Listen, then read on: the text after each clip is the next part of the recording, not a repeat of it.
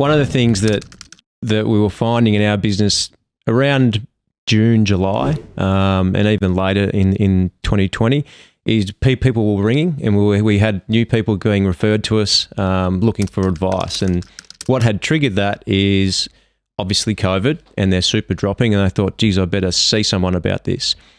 What 2 or 3 people had done prior to seeing us, though, was move their share portfolios in their super fund, most were with an industry fund, completely into cash. So they saw their super drop by 30%, went, shit, I better fix that, moved it to cash because I can't afford to lose any more money.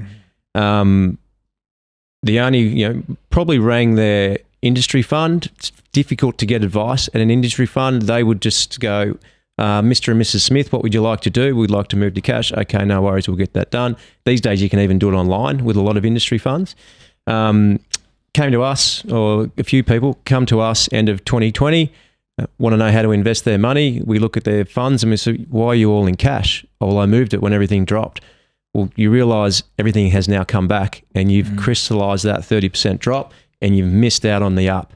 So really tragic when you think about it, because what that does to someone's retirement, particularly the couple of people I'm thinking of who are in their 50s, getting close to retirement, which is why they made that emotional decision to move to cash.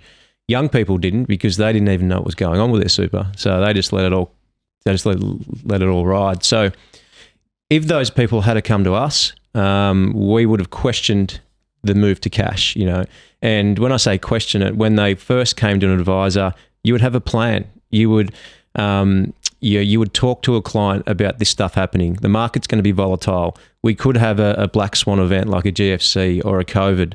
And if that happens, that's okay, because this is what your long-term strategy is, and your account is set up in a way that that's not going to impact your retirement.